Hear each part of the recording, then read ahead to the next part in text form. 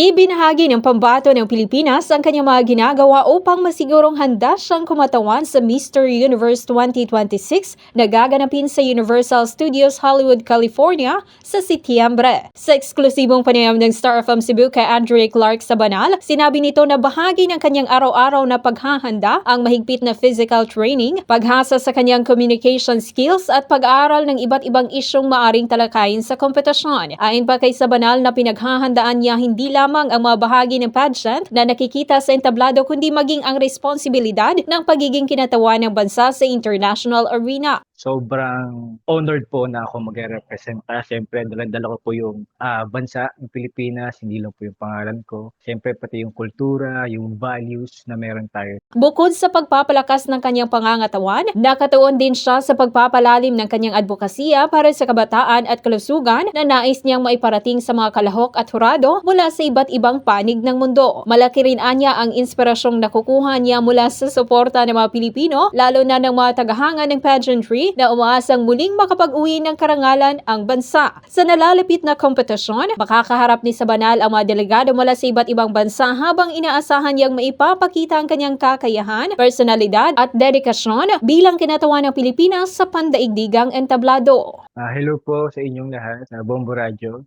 and sana supportahan niyo ako. Star FM, it's all for you. Basta Radio, Bombo. Mula rito sa lungsod ng Cebu, ito si Star DJ Sophie Amber and this is Bombo Radio Philippines, the #1 in most trusted source of news and information. Basta Radio, Bombo!